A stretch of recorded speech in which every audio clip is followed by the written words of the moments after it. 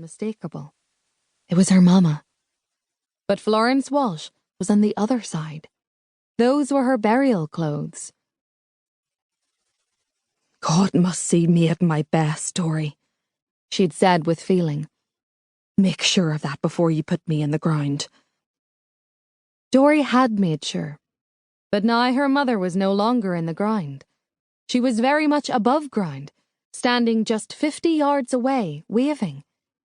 Oh, the joy of touching her again. "Wait, Mama dear, wait!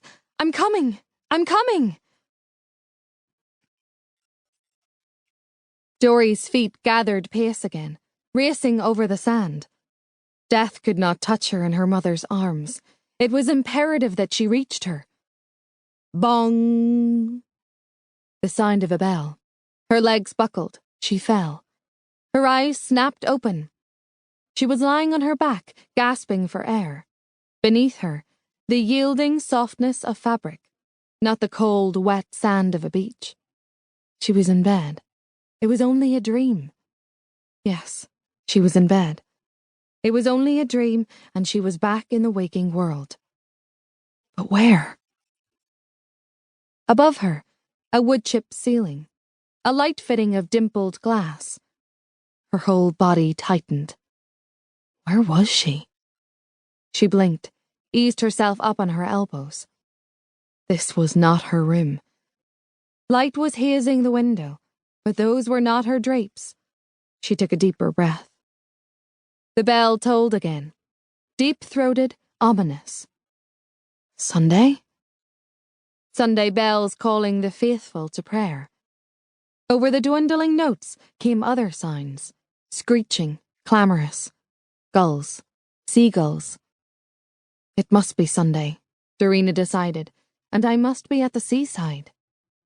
But how did I get here? She sat up, squinted at her watch. 8:10. Took in her surroundings, white furniture, Cupid pink decor.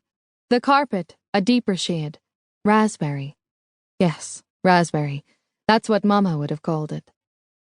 Colours have personalities, Dorrie. They give us meaning, so they deserve engaging names.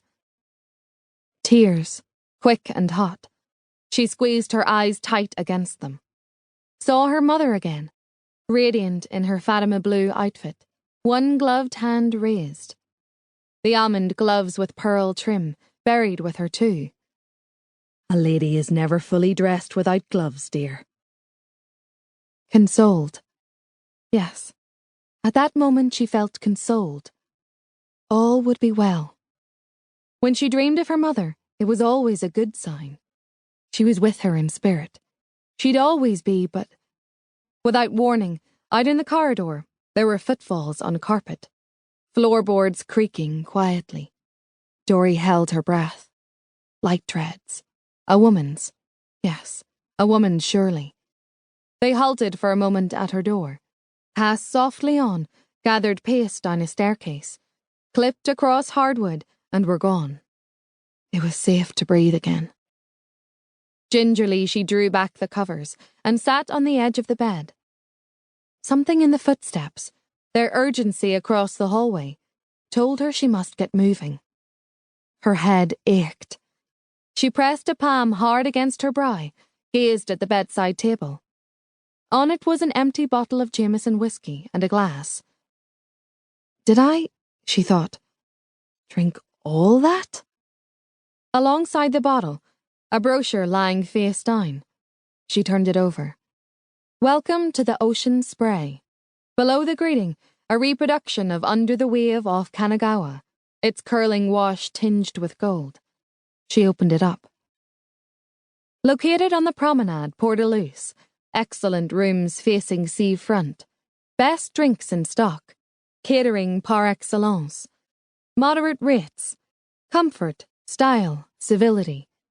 Mrs. Gladys D. Millman, proprietress. At last, a clue. Port-a-Luce.